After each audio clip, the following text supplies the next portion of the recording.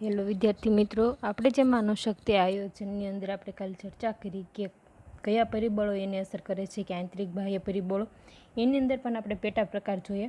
ત્યારબાદ આપણે જોવાનું છે કે માનવ શક્તિ આયોજનની પ્રક્રિયા વિધિ શું છે. આપણે જોઈએ પ્રસ્તાવના કે માનવ શક્તિ આયોજન વિવિધ ક્ષેત્રોમાં થતું જોવા મળે. માનવ શક્તિ આયોજન છે દરેક ક્ષેત્રમાં થતું જોવા મળે છે.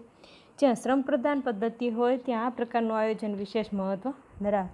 કે જ્યાં શ્રમ પ્રદાન એટલે કે જ્યાં માનવી દ્વારા કામ થતું હોય ત્યાં પ્રક્રિયા અથવા આ પ્રકારનું આયોજન વિશેષ મહત્ત્વ ધરાવે. જો કે મૂડી પ્રદાન પદ્ધતિમાં પણ વિશિષ્ટ લાયકાત ધરાવતી વ્યક્તિઓની જરૂરિયાતને ધ્યાનમાં રાખી માનવ શક્તિ આયોજન કરવું વધુ હિતાવહ છે. કે જો કે મૂડી પ્રદાન પદ્ધતિમાં પણ વિશિષ્ટ લાયકાત ધરાવતી હોય એવી વ્યક્તિઓની જરૂરિયાતને પણ ધ્યાનમાં રાખીને માનવ શક્તિ આયોજન કરવું પડે. ઔદ્યોગિક એકમનું કદ અને પ્રકાર પ્રમાણે માનવ શક્તિ આયોજનના સ્વરૂપમાં થોડો ફેરફાર થવાના જ. જે ઔદ્યોગનું કદ એકમનું જે કદ હોય અને એનું પ્રકારના પ્રમાણે માનવ શક્તિ આયોજનના સ્વરૂપમાં પણ થોડા ફેરફાર થવાય. એટલે કે જો મોટું કદ હોય અથવા તો કે નાના કદમાંથી મોટા કદના એટલે કે મોટા પાયે ઉદ્યોગ કરવામાં આવ્યો હોય તો પણ માનવ શક્તિ આયોજનની જરૂરિયાત વધુ થવાય. આથી કીધું છે કે સ્વરૂપમાં ફેરફાર થાય છે. પરંતુ માનવ શક્તિ આયોજન માટે મુખ્ય તબક્કાઓ લગભગ દરેક ઉદ્યોગોમાં સમાન રહેવાના. પરંતુ જે માનવ શક્તિ આયોજન માટેના જે મુખ્ય તબક્કો હોય એ બધા ઉદ્યોગોમાં સમાન રહે છે. તો આ તબક્કાની એટલે કે પ્રક્રિયાની સમજૂતી આપણે મેળવવાની છે કે જો માનવ શક્તિ આયોજન પ્રક્રિયા એટલે કે ઔદ્યોગિક એકમની ચોક્કસ પ્રવૃત્તિઓ માટે કેટલાક કર્મચારીની જરૂર પડે, કેટલી અણધડ અને કેટલાક ટેકનિકલ જ્ઞાન ધરાવતા કર્મચારીઓ જોઈશે, આવા કર્મચારીઓની ક્યારે જરૂર પડશે અને આ કર્મચારીઓ કયા પ્રાપ્તિ સ્થાનોથી મળશે અને કયા વિવિધ પરિબળોની વિચારણા કરવી વગેરે બાબતોની યોગ્ય વિચારણા કરી માનવ શક્તિ યોજના તૈયાર કરવી એટલે માનવ શક્તિ આયોજન પ્રક્રિયા. આપણે આગળ આ વ્યાખ્યા સમજાવી ગયા કે જે કુશળ કેટલાક ટેકનિકલ જ્ઞાન ધરાવતા હોય, કેટલા પ્રકારના કર્મચારીઓની જરૂર પડશે, એના પ્રાપ્તિ સ્થાનો કયા છે એટલે માનવ શક્તિ આયોજન. ત્યારબાદ આપણે જોઈએ કે માનવ શક્તિ આયોજનની વિધિ, તબક્કા અથવા તો પ્રક્રિયા કે એકમનો હેતુની સ્પષ્ટતા કરવી. કે એકમનો હેતુ શું છે એની સ્પષ્ટતા કરવામાં આવે. વર્તમાન માનવ શક્તિની માહિતી એકત્ર કરવાની કે જે પહેલાં હેતુની સ્પષ્ટતા થઈ જાય પછી હાલના સમયમાં જે માનવ શક્તિની માહિતી છે એ એકત્ર કરવાની. ત્યારબાદ જે માહિતીને અસર કરતા પરિબળો છે એ ધ્યાનમાં લેવાના અને જે અસર કરતા પરિબળો હોય એને આધારે જે માંગ શક્તિનું આધારણ અથવા તો અંદાજ મેળવવાનો. ત્યારબાદ પુરવઠાનો અને આવી રીતના માનવ શક્તિ યોજના તૈયાર કરવાની. તો સ્ટેપ બાય સ્ટેપ આપણે યાદ રાખવાનું છે કે પહેલાં હેતુની સ્પષ્ટતા થાય, ત્યારબાદ જે માનવ શક્તિ છે એના વિશેની માહિતી કે પહેલાં કોઈ પણ ઉદ્યોગ હોય એની અંદર કેવા પ્રકારનો ધંધો કરવાનો છે અને એનો હેતુ શું રહેલો છે એ નક્કી કર્યા બાદ માનવ શક્તિની માહિતી મળ્યા બાદ જેને અસર કરતા પરિબળો કયા છે અને એ પરિબળોને ધ્યાનમાં લીધા બાદ જે માનવ શક્તિનું માંગનો અંદાજ કેટલો છે કે કેટલા પ્રમાણમાં માનવ શક્તિ એટલે કર્મચારીઓની જરૂર પડશે અને જે માનવ શક્તિનું પુરવઠાનું આધારણ એટલે કે એ પ્રમાણે જે કર્મચારીઓને રાખવામાં આવે અને એની માનવ શક્તિ યોજના તૈયાર કરવી. એટલે કે આ બહુ સાદી રીતના આપણને યાદ રહી જાય કે 6 તબક્કા: સ્પષ્ટતા, એકત્રીકરણ અને પરિબળોનો અભ્યાસ કરવો અને માંગનું આધારણ, ત્યારબાદ પુરવઠાનું આધારણની યોજના તૈયાર કરવી. તો હેતુની સ્પષ્ટતા કરવી એની અંદર આપણે જોઈએ કે વર્તમાન માનવ શક્તિની માહિતી એટલે કે વર્તમાનમાં જે માનવ શક્તિ એટલે કે વર્તમાન જે કર્મચારીઓની કેવા પ્રકારની શક્તિનો ઉપયોગ છે એ ધ્યાનમાં લેવાનું છે. તો એની અંદર 4 પેટા પ્રકાર કે માનવ શક્તિની ગણતરી, માનવ શક્તિનું અન્વેષણ, કૌશલ્યની ગણતરી અને મજૂર ફેરબદલી દર જે વર્તમાન માનવ શક્તિની માહિતી માટે. અને વર્તમાન માનવ શક્તિમાં પર્યાવરણનો અભ્યાસ કરવાનો છે એટલે કે આંતરિક પર્યાવરણ અને બાહ્ય પર્યાવરણ. તો પર્યાવરણનો અભ્યાસ કરવા માટે પણ છે માનવ શક્તિની માંગનું આધાર અને પુરવઠાનું આધારણ આપણે જોયું. અને જે માનવ શક્તિ યોજનામાં શું છે, માનવ શક્તિનો કેટલો ઉપયોગ કરવો, પછી નીતિ ઘડવી, એમાં કેટલો પુરવઠો રાખવો, વિકાસના કાર્યક્રમો અને તાલીમ આપવી. તો સૌપ્રથમ આપણે જોઈએ કે હેતુની સ્પષ્ટતા કઈ રીતના કરવાની કે ક્યારે, કેટલા અને કેવા કર્મચારી જોઈશે તેનો ત્યારે જ ખ્યાલ આવે જ્યારે કયા હેતુ કેટલા સમયમાં સિદ્ધ કરવાના છે તે જાણવા જોઈએ. કે કેટલા અને હેતુ સિદ્ધ કરવા અથવા કે સમયમાં હેતુ કેટલા સમયમાં હેતુ સિદ્ધ કરવો એ માટે શું જરૂરી બને કે ક્યારે કેટલા સમયમાં ને કેવા કર્મચારી જોઈશે એનો ખ્યાલ મેળવવાનો છે. તેથી જ એકમના વિવિધ હેતુ અને પ્રવૃત્તિઓ અંગે પણ સૌપ્રથમ સ્પષ્ટતા કરવી જોઈએ. એકમ મૂડી પ્રધાન ઉત્પાદન પદ્ધતિ અપનાવવા માગે છે કે શ્રમ પ્રધાન ઉત્પાદન પદ્ધતિ અંગે પણ આ પ્રથમ તબક્કે સ્પષ્ટતા કરી જરૂરી ગણાય. એકમના હેતુનું સ્પષ્ટીકરણ જેટલું વધારે તેટલા પ્રમાણમાં કર્મચારી જરૂરિયાતનો વધુ ચોક્કસ અંદાજ બાંધી શકાય. કે જે હેતુ ચોક્કસ હોય અને સ્પષ્ટ કરેલો તો તેટલા પ્રમાણમાં કર્મચારીની જરૂરિયાત વધુ ચોક્કસ અંદાજ આપણે મેળવી શકીએ. ત્યારબાદ જે વર્તમાન માનવશક્તિ અંગેની માહિતી કરવાની છે કે હેતુની સ્પષ્ટતા થઈ ગયા બાદ બીજો તબક્કો છે કે કેટલી માનવશક્તિની જરૂરિયાત પડશે અને તેનો અંદાજ મેળવતા પહેલાં કંપની પાસે વર્તમાન સમયમાં કેટલી માનવશક્તિ ઉપલબ્ધ છે કે માનવશક્તિની જરૂરિયાત કેટલી છે અને એટલી જે માનવશક્તિની માંથી જે કંપનીમાં હાજર હોય એવી માનવશક્તિ વર્તમાન સમયમાં કેટલી ઉપલબ્ધ છે એ જોવાનું છે અને તે અંગેની માહિતી મેળવવી જોઈએ. તો આ માટે નીચે દર્શાવેલી પદ્ધતિનો આપણે ઉપયોગ કરવાનો છે કે જે માનવશક્તિની ગણતરી કઈ રીતના કરવાની છે કે ઔદ્યોગિક એકમના દરેક ખાતામાં કેટલા કર્મચારી કામ કરે છે અને તેની ચોક્કસ સમયે નિયમિત રીતના ગણતરી કરવી એટલે માનવશક્તિની ગણતરી. કે ઔદ્યોગિક એકમમાં જે કામ કરતા કામદાર હોય એની નિયમિત અથવા ચોક્કસ રીતના ગણતરી કરવાની એટલે માનવશક્તિ આયોજનની ગણતરી છે. તો આ પ્રકારની ગણતરી વિવિધ આધારો પ્રમાણે કરવામાં આવે છે. ગણતરીના પણ આધાર નક્કી કર્યા હોય કે દરેક વિભાગ કર્મચારીઓની સંખ્યા, ખાતાવાર હોય, નીતિ પ્રમાણે હોય, ઉંમર પ્રમાણે, પગાર પ્રમાણે, નોકરીની મુદત, લાયકાત, વ્યવસાય અને પાળી પ્રમાણે. તો આ માહિતીને આધારે કેવી લાયકાતવાળા કેટલા કર્મચારીઓની જરૂર પડે તેનો ખ્યાલ આવે છે. માનવ જરૂરિયાત દર્શાવતા કોઠો. તો વર્તમાન શક્તિની ગણતરી કરવા માટે માનવ જરૂરિયાત દર્શાવતો કોઠો કરવાની વધુ પદ્ધતિ વૈજ્ઞાનિક પદ્ધતિ છે એ ગણાય છે. તો આમાં વિવિધ કાર્યોનો ઉલ્લેખ કરવામાં આવે છે. પહેલાં તો કે કોઠો દર્શાવે એમાં પહેલાં કયા કાર્યો કરવાના છે એનો વિભાગ કરવામાં આવશે અને દરેક કાર્યની સાથે જે વર્તમાન સમયમાં જે કર્મચારીઓ કામ કરતા હોય એ કામ દર્શાવવાનું. ત્યારબાદ ત્રીજું સ્ટેપ છે કે દરેક કાર્ય માટે વિશિષ્ટ જે તાલીમ લઈ રહેલા હોય એવા કર્મચારીની સંખ્યા કેટલી અને ત્યારબાદ જે કાર્યના સંદર્ભમાં જે ગેરહાજર રહેલા હોય એ કામદાર અથવા મજૂર ફેરબદલી પર નોંધપાત્ર છે. તો આ પ્રકારના કોઠા દ્વારા કંપનીના વર્તમાન સમયમાં કેટલા કર્મચારી કામ કરે છે અને ભવિષ્યમાં કેટલા કર્મચારીઓની જરૂર પડે તેનો ખ્યાલ મળે છે. કે કોઈ વિભાગ પાડવામાં આવે ને એ વિભાગમાં કેટલા કર્મચારી હાજર છે અથવા કેટલા કર્મચારીઓ તે ટેકનિકલ જ્ઞાન અથવા તાલીમ પામેલા છે એની પણ નોંધણી કરવાની છે. ત્યારબાદ જોવાનું છે કે કૌશલ્યની ગણતરી. માત્ર માનવશક્તિની ગણતરી ઉપરથી સંચાલકોને યોગ્ય માર્ગદર્શન મળે નહીં. તો જ દરેક કર્મચારીની વ્યક્તિગત કુશળતાની માહિતી પણ મેળવવી જોઈએ. કે જો માત્ર માનવશક્તિની ગણતરી ઉપરથી સંચાલકોને યોગ્ય માર્ગદર્શન મળતું નથી પરંતુ કર્મચારીની જે વ્યક્તિગત કુશળતા કેટલી હોય છે કે એનામાં આવડત કેટલી હોય છે એના આધારે માહિતી મેળવી શકાય. અને આ માટે દરેક કર્મચારી શૈક્ષણિક અને ટેકનિકલ તથા અન્ય લાયકાતો અંગે માહિતી મેળવવી જોઈએ. કે આ માટે જે કર્મચારીની છે અમુક શૈક્ષણિક લાયકાત અથવા તો એવું ટેકનિકલ જ્ઞાન જાણતા હોય તો એવી રીતના એના અંગે માહિતી મેળવી જોઈએ. આ પ્રકારની માહિતીને આધારે કર્મચારીની બઢતી અને બદલીના પ્રશ્નો યોગ્ય રીતે ઉકેલી શકાય. કે આવી રીતના જે કર્મચારી બઢતી બદલીનો પ્રશ્ન ઉકેલી શકાય. આ ઉપરાંત ભવિષ્યમાં કેટલા પ્રકારના પ્રોજેક્ટમાં વર્તમાન કર્મચારીઓ કામ કરી શકશે અને તેનો અંદાજ પણ મળે. કે ભવિષ્યમાં પણ કેટલા પ્રોજેક્ટ ઉપર વર્તમાન કર્મચારી કામ કરી શકે એનો અંદાજ મેળવી શકાય.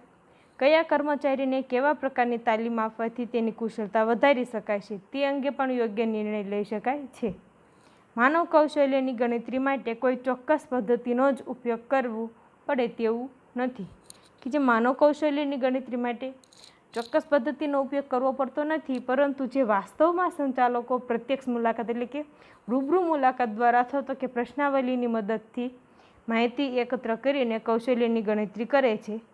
તો માનવ કૌશલ્યની ગણતરી માટે સામાન્ય રીતે નીચે દર્શાવેલ આપણે માહિતી એકત્ર કરવાની છે કે પહેલાં તો એની શૈક્ષણિક લાયકાત કેવી કે એનામાં ટેકનોલોજીકલ એમના ભાષાની જાણકારી કઈ ભાષા જાણતા હોય.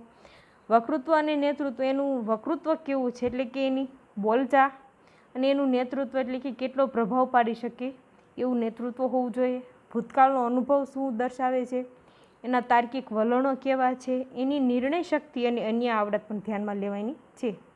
તો માનવ શક્તિ અન્વેષણ આપણે જોઈએ કે વર્તમાન માનવશક્તિ અંગે એકત્રિત કરેલ માહિતીનો આધાર લેતા પહેલાં તેના જરૂરી વિશ્લેષણ કરીને તેની યોગ્ય ચકાસણી કરવી જરૂરી છે. આ કાર્યને માનવશક્તિ અન્વેષણ તરીકે ઓળખવામાં આવે છે. તો સામાન્ય રીતે માનવશક્તિ અન્વેષણમાં નીચેની બાબતો ખાસ તપાસવામાં આવે છે. અન્વેષણમાં કઈ બાબતો તપાસવાની છે એ જોવાનું છે. પહેલું તો કામદારોમાં ગેરહાજરીનું પ્રમાણ કેટલું અને કયા વિભાગમાં છે. કામદાર કેટલી ગેરહાજરીનું પ્રમાણ અને કયા વિભાગમાં ગેરહાજરી છે એ જાણવાનું. ત્યારબાદ ગેરહાજરીનું કારણ કયા છે એને દૂર કરવાના પગલાં પણ લેવા જોઈએ. કે કોઈ કર્મચારી બીમારીને લીધે છે, કોઈ વેતનને આધીન છે, એના ગેરહાજરીના કારણો જાણવા. ત્યારબાદ વેતન ચૂકવણી કયા આધારે થાય, કે વેતન ચૂકવણી કયા આધારે થાય છે, વિભાગવાર અથવા તાલીમ કે શૈક્ષણિક લાયકાતને આધારે, કે એની ટેકનિકલ જ્ઞાનને આધારે, એના કૌશલ્યને આધારે, એ પણ જોવાનું છે. અને તેની કામ ઉપર શું અસર થશે, કે જે વેતન ચૂકવણી છે કે ઓછા વધુ વેતન હોય તો એની કામ પર અસર થતી હોય છે એ જાણવાનું. ત્યારબાદ જે છૂટા થયેલા કર્મચારીને સ્થાને નવા કર્મચારી લીધા છે, અન્ય કંપનીના સંદર્ભમાં આપણું વેતન વ્યાજબી છે કે નહીં, કે બીજી કંપનીમાં જે આવા કામદારને કેટલું વેતન ચૂકવાય છે એને આધીન પણ આપણી કંપનીમાં સરખામણી કરવી જોઈએ. ત્યારબાદ તાલીમ અથવા ભરતીનો ખર્ચ કેટલો આવે તેમ છે, કે જે તાલીમ આપવાની હોય કોઈ નવી ટેકનોલોજી અંગેની, અને ભરતી વખતે કેટલો ખર્ચ આવે એ પણ ધ્યાનમાં લેવાનું. કયા પ્રકારના કર્મચારીઓ સરળતાથી મળી શકે તેમ છે. મજૂર ફેરબદલી દર અને તેના કારણો, કે જે મજૂર ફેરબદલી કે કર્મચારીઓ ફરી જાય છે એનું કારણ શું છે. તો આને અસર કરતા પરિબળોનો અભ્યાસ આપણે કરીએ, કે માનવ શક્તિ આયોજન કરતી વખતે જે પરિબળો અને સંજોગોનો અભ્યાસ કરવામાં આવે છે તેને પર્યાવરણના અભ્યાસ તરીકે પણ ઓળખવામાં આવે છે. તો માનવ શક્તિ આયોજનને અસર કરતા પરિબળો બે વિભાગમાં વહેંચી શકાય. પહેલું તો આંતરિક પરિબળો અને બીજું બાહ્ય પરિબળો. તો આંતરિક પરિબળોની અંદર કે ઔદ્યોગિક એકમની જે આંતરિક બાબતો અથવા તો કે માનવ શક્તિ આયોજનને અસર કરતી હોય તેને આંતરિક પરિબળો તરીકે ઓળખી શકાય. અને જે આંતરિક પરિબળોમાં પહેલું આપણે જોવાનું કે સંચાલકોની નીતિ કેવી હોય, વ્યવસ્થા તંત્રનો પ્રકાર, એકમના વર્તમાન કર્મચારીઓ, એકમના યંત્રો, ભાવિ યોજનાઓ અને ભાવિ યાંત્રિકીકરણ, તાલીમ કાર્યક્રમો, સંકલ અને અંકુશનું પ્રમાણ વગેરે પરિબળોની વિચારણા જરૂરી બને છે. કે આપણે આ જોઈએ કે આંતરિક પરિબળો કયા કયા હોય, કે કર્મચારીને લગતા હોય, યંત્રોને હોય, કે ભવિષ્યને લગતા હોય, તાલીમને લગતા હોય અથવા અંકુશને લગતા પણ હોઈ શકે. ત્યારબાદ આપણે જોવાનું છે કે બાહ્ય પરિબળો કઈ રીતના અસર કરે. કે બાહ્ય પરિબળો કેવા હોય, કે સરકારની નીતિ અંગેના હોય, કે સરકારની નીતિ એટલે કે ઔદ્યોગિક એકમના કરવેરા અંગેનો ધારો પણ હોય, મજૂર કાયદો એટલે કે મજૂર અંગેનો કેવો કાયદો છે, એપ્રેન્ટિસ ધારો, મજૂર સંઘો, ટેકનોલોજીમાં ફેરફાર, ફેશનનું વલણ હોય, બેરોજગારીનું પ્રમાણ હોય, વ્યાપાર ચક્ર હોય અથવા સ્થાનિક રીતે રીત રિવાજો અથવા રૂઢિઓ પણ હોઈ શકે. તો માનવ શક્તિ માંગનું આધારણ આપણે કઈ રીતના નક્કી કરવાનું છે, કે એકમે નક્કી કરેલા હેતુ સિદ્ધ કરવા ચોક્કસ સમયમાં કેટલા કર્મચારીઓની જરૂર પડશે, એટલે કે માનવ શક્તિની કેટલી માંગ હશે તેનો અંદાજ મૂકવો જરૂરી છે. તો માંગનું આધારણ બે દ્રષ્ટિએ થતું હોય, કે સમગ્ર એકમની દ્રષ્ટિએ કુલ માનવ શક્તિની માંગ કેટલી હોય અને વિભાગની દ્રષ્ટિએ માનવ શક્તિની માંગ કેટલી હોય. આધારણ નક્કી કરવામાં એટલે કે આપણે આગળ જોયું માંગને આધારે હોય અથવા પુરવઠાને આધારે હોય.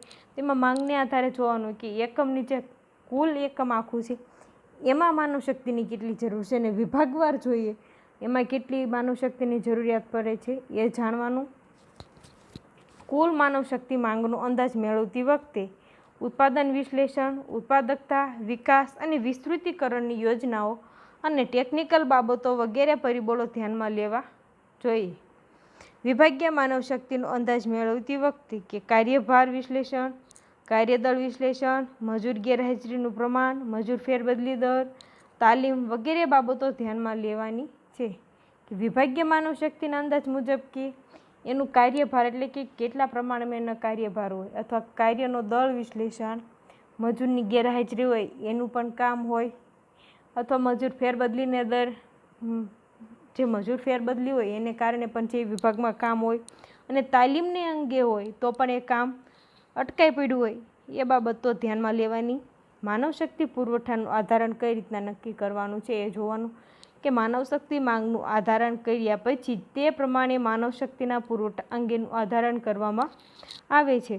માનવ શક્તિ પુરવઠો બે સ્થળેથી મળી શકે. પહેલું આંતરિક પુરવઠો એટલે માનવ શક્તિનો જે આંતરિક પુરવઠો ધ્યાનમાં લેતી વખતે વર્તમાન કર્મચારીઓનું પ્રમાણ, તેમની બઢતી, બદલી, નિવૃત્તિ અને છૂટા અંગેની બાબતો ધ્યાનમાં લેવાય છે.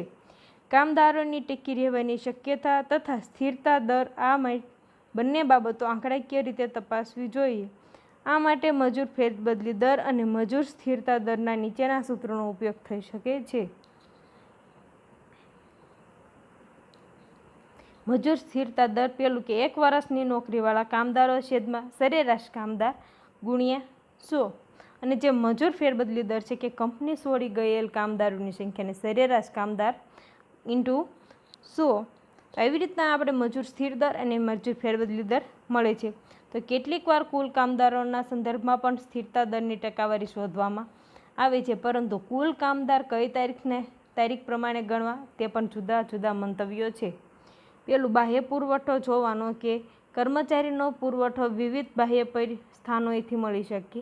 આ માટે મજૂર સંઘ, ટેકનિકલ સંસ્થાઓ, રોજગાર વિનિમય કચેરી તથા કોન્ટ્રાક્ટરનો સંપર્ક સાધી શકાય. અને બાહ્ય પુરવઠાનો અંદાજ મેળવતી વખતે પેલું, વસ્તી ગીચતા જોવાની કે ટેકનિકલ સંસ્થાનું પ્રમાણ, મજૂર કાયદાઓ, સરકારની નીતિ, બેરોજગારીનું પ્રમાણ અને વાહન વ્યવહારની સગવડ વગેરે ધ્યાનમાં લેવાના છે. કે બાહ્ય પુરવઠાની અંદર આપણે જોવાનું કે જે વસ્તી ગીચતા કેટલી હોય, કે ટેકનિકલ સંસ્થાનું પ્રમાણ એટલે કે કેવા પ્રકારની કેટલા પ્રમાણમાં ટેકનોલોજીનો ઉપયોગ કરતા હોય વગેરે બાબતો ધ્યાનમાં લેવાની છે. માનવ શક્તિ યોજના તૈયાર કરવાની છે કે ઔદ્યોગિક એકમોમાં ઓછા ખર્ચે જરૂરિયાત પ્રમાણેના કર્મચારી મળી રહે છે અને યોગ્ય જાળવણી થાય તે માટેની તમામ પ્રવૃત્તિઓનો સમાવેશ માનવશક્તિ યોજનામાં થઈ જાય છે.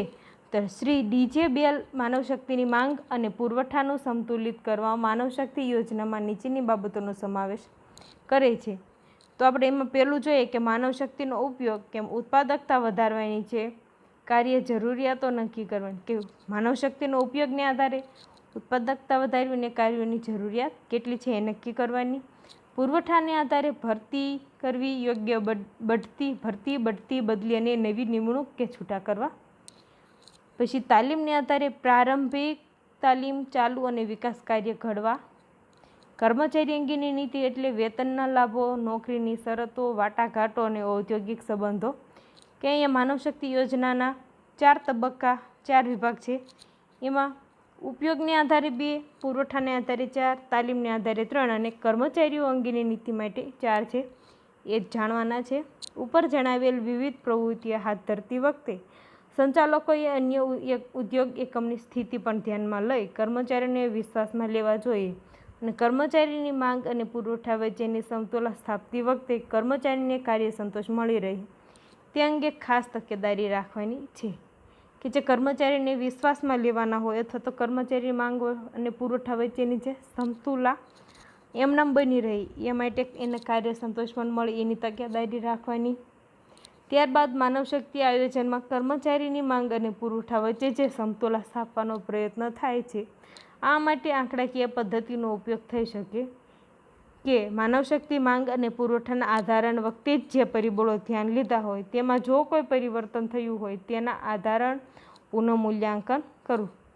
જે માનવશક્તિના માંગ અને પુરવઠાના આધારે જે પરિબળો ધ્યાનમાં આપણે લીધા હોય છે તો કોઈ પરિવર્તન થયું હોય તો એના આધારે પણ એમાં પુનઃમૂલ્યાંકન કરવામાં આવે છે. ત્યારબાદ જોવાનું છે કે માનવ શક્તિ આયોજનનું મહત્વ એટલે કે ફાયદા અને મર્યાદા જોવાના છે.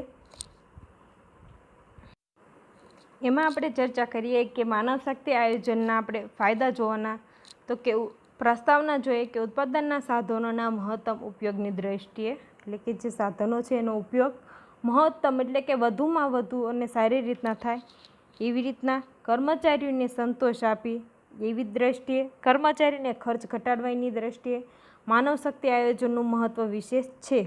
અને ઉત્પાદનનું એકમ હોય કે વેચાણની પ્રવૃત્તિ હોય પરંતુ કર્મચારીની જરૂરિયાત અને પુરવઠા વચ્ચે સમતોલા હોવી જોઈએ.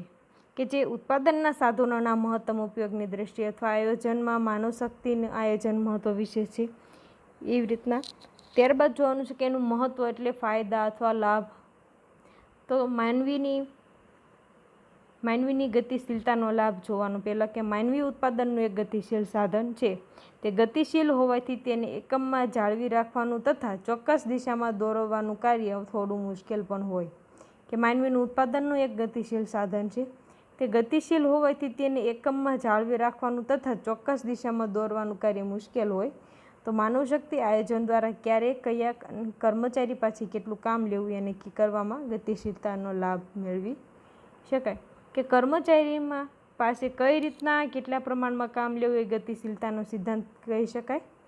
ત્યારબાદ માનવ શ્રમનો મહત્તમ ઉપયોગ કઈ રીતના, કે માનવ શક્તિ આયોજનના કારણે માનવ શ્રમનો સમયના સંદર્ભમાં મહત્તમ ઉપયોગ શક્ય બને છે અને કામદાર આળસુ બનવાની શક્યતા રહેતી નથી. કે માનવ શ્રમનો જે મહત્તમ ઉપયોગ થતો એના સંદર્ભમાં જે કામદાર આળસુ નથી બનતો અને બીજી બાજુ દરેક કામદારને સરખા પ્રમાણમાં કાર્યબોજની વહેંચણી થઈ શકે અથવા ઉત્પાદન પડતર પણ ઘટે છે. કર્મચારીઓને કાર્ય સંતોષ, કે માનવ શક્તિ આયોજનમાં કર્મચારીની ભરતી, બઢતી, તાલીમ વગેરે પ્રશ્નોના આયોજનથી વિચાર કરવામાં આવે છે અને તે અંગે ચોક્કસ નીતિ નિયમો નક્કી કરવામાં આવે. તેથી કર્મચારીમાં ઉત્સાહ, જુસ્સો અને કાર્ય સંતોષ વધે. કે જે ચોક્કસ નીતિ નિયમો નક્કી કર્યા હોય તેથી કર્મચારીમાં ઉત્સાહ વધતો હોય, જુસ્સો અને કાર્ય સંતોષ પણ વધે.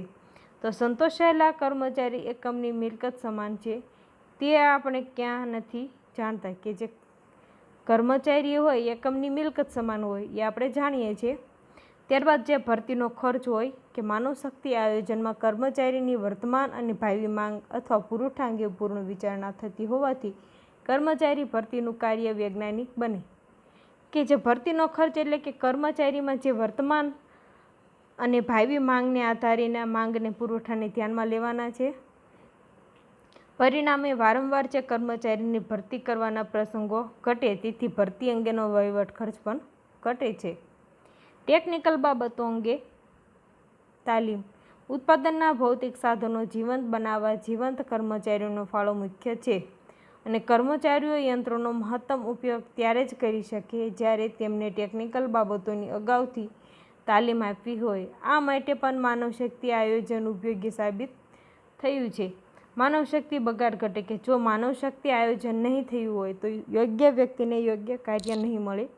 કદાચ એવું પણ બને કે કોઈ એક કરતાં વધુ વ્યક્તિઓ ભેગી થઈ જાય અને અમુક કાર્ય માટે યોગ્ય વ્યક્તિ જ ન મળે. આ બધાને કારણે વાસ્તવમાં માનવશક્તિનો બગાડ થાય છે અને જે માનવશક્તિ આયોજન દ્વારા તે અટકાવી શકાય. કે માનવશક્તિનો બગાડ કઈ રીતના, જો માનવશક્તિ આયોજન નહીં થતું હોય તો યોગ્ય વ્યક્તિને યોગ્ય કાર્ય નહીં મળે. કદાચ એવું પણ બને કે જે કોઈ એક કાર્ય માટે એક કરતાં વધુ વ્યક્તિઓ ભેગી થઈ જાય અને અમુક કાર્ય માટે યોગ્ય વ્યક્તિ જ ન મળે. તો આ બધાને કારણે વાસ્તવમાં જે માનવશક્તિનો બગાડ થાય છે અને માનવશક્તિ આયોજન દ્વારા તે અટકાવી શકાય. માનવશક્તિ આયોજન અંગેનો ખર્ચ એ રોકાણ. માનવશક્તિ આયોજન અંગેનો ખર્ચ એ રોકાણ સમાન છે. કે આયોજન પાછળ અથવા માનવ વિકાસ પાછળ જે કોઈ ખર્ચ કરવામાં આવે તે વાસ્તવમાં ખર્ચ નહીં પરંતુ નફા રોકાણ છે. કે જો યોગ્ય કર્મચારી મળેલ હોય તો વિકાસ પણ વધવાનો અને દીર્ઘદ્રષ્ટિ, તાલીમ અને અનુભવ ધરાવતા કર્મચારીઓ મિલકત સમાન એ આપણે જોયું. ત્યારબાદ ધારાકીય જોગવાઈનું પાલન, કે મજૂર કાયદાની જોગવાઈની મર્યાદામાં રહીને પ્રવૃત્તિ કરવા માટે માનવશક્તિ આયોજન જરૂરી ગણાય. કે ઔદ્યોગિક વિકાસ માટે પૂર્વ શરત, કે ઔદ્યોગિક એકમની સફળતા માટે આધુનિક સમયમાં કર્મચારીને વધુ જવાબદાર ગણવામાં આવે છે. તેથી જ માનવશક્તિનો યોગ્ય આયોજનની ઔદ્યોગિક વિકાસની પૂર્વ શરત ગણવામાં આવે છે. અને રાષ્ટ્રીય ઉપયોગી, કે રોજગાર વિનિમયની દ્રષ્ટિએ, ઉત્પાદનની દ્રષ્ટિએ તથા પ્રારંભિક વિકાસની દ્રષ્ટિએ માનવશક્તિ આયોજન રાષ્ટ્રને ઉપયોગી છે તેમ ચોક્કસ કહી શકાય.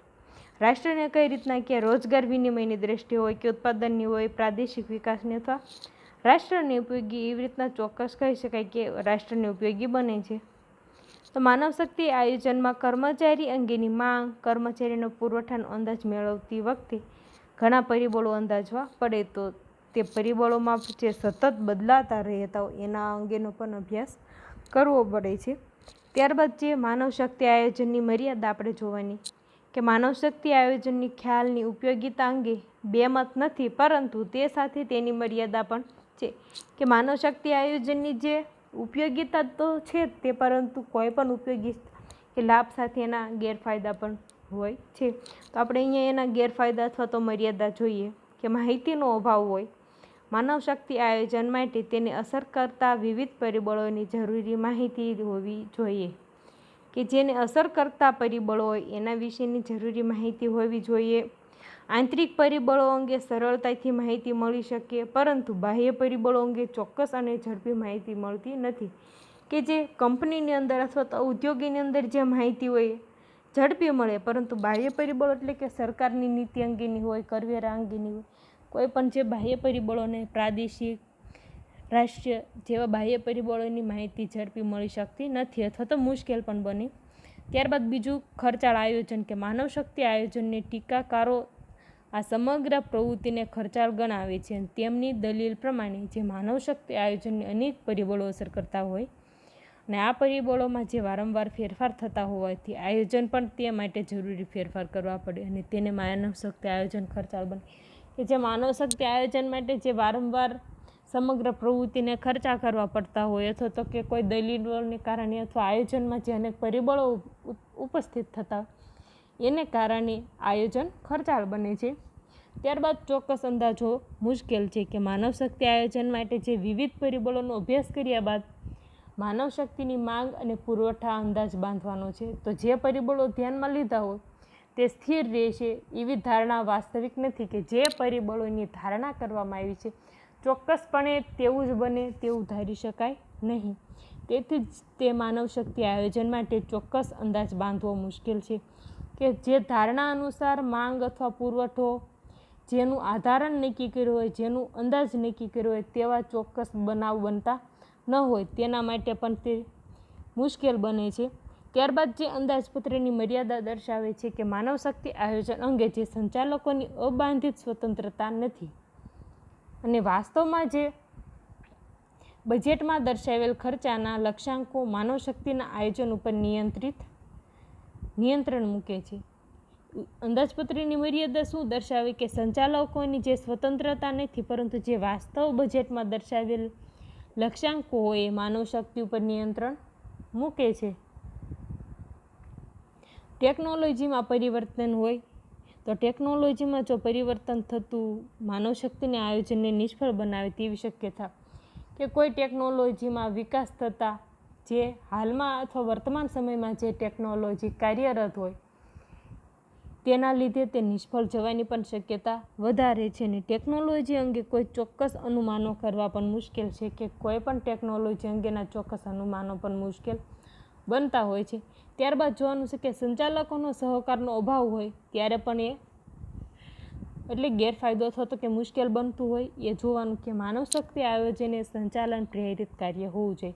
કે સંચાલનને આધારે માનવ શક્તિનું આયોજન થતું હોય એ જરૂરી છે, પણ જો ઉચ્ચ સંચાલકો આ કાર્યક્રમમાં સક્રિય રસ લે તો જ તે સફળ થઈ શકે.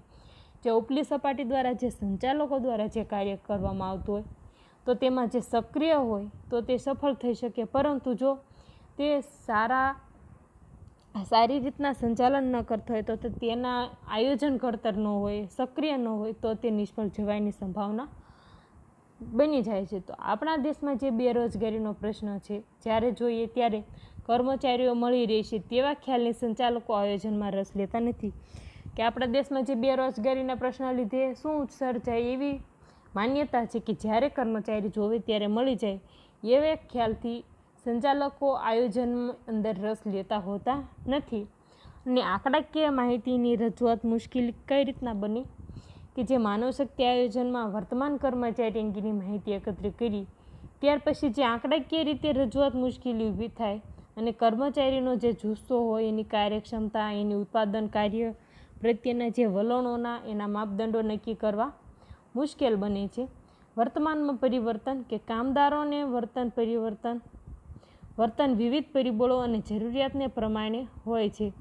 જો પરિબળો અને જરૂરિયાતમાં સતત ફેરફાર થતા રહે અને બીજી બાજુ કામદારની માન્યતાઓમાં પણ ફેરફાર થતા રહે તો આ સંજોગોમાં ચોક્કસ રીતે માનવ શક્તિ આયોજન કરવું મુશ્કેલ છે. કે વર્તનમાં પરિવર્તન કઈ રીતના હોય કે કામદારનું જે વર્તન વિવિધ પરિબળો અથવા એના જરૂરિયાતને પરિણામ હોય છે ને એને જરૂરિયાત જો સતત ફેરફાર થતો હોય અને બીજી બાજુ જે કામદારની માન્યતા હોય એની અંદર પણ ફેરફાર થાય તો એવા સંજોગોમાં માનવ શક્તિ આયોજન મુશ્કેલ બને. તો માનવશક્તિ આયોજન એ આધુનિક ઔદ્યોગિક એકમોની સફળતા માટે જરૂરી ગણાય. તેથી સામે જે કોઈ ટીકા થઈ છે તે પૈકી મોટાભાગની ટીકાઓ સંચાલન કે વ્યવસાય અંગેની છે. તેમાં સુધારા થઈ શકે તેમ છે અને સંચાલન જે પરિબળ ઉપર અંકુશ ન હોય તેના માટે જે અંદાજો બાંધવા પડે ને આ અંદાજો જેટલા અંશે વૈજ્ઞાનિક રીતે આધાર દ્વારા બાંધવામાં આવે તેટલે અંશે માનવશક્તિ આયોજન વધુ સફળ બને. કેનો આધાર બાંધવામાં આવે છે કે માનવશક્તિ આયોજન વધુ સફળ બનાવવા માટે કે વૈજ્ઞાનિક રીતે આધારણ બાંધવાનું અને એના અંશે માનવશક્તિ આયોજન સફળ બને. કે આપણે આ જોયું એના ફાયદા મર્યાદા. ત્યારબાદના આપણે નેક્સ્ટ લેક્ચરમાં ચર્ચા કરવાની છે કે માનવશક્તિ આયોજનની જરૂરિયાતો કઈ રીતના ઉદ્ભવ્યા થાય, એના કારણો કયા છે એ જોવાનું છે. થેન્ક યુ વિદ્યાર્થી મિત્રો.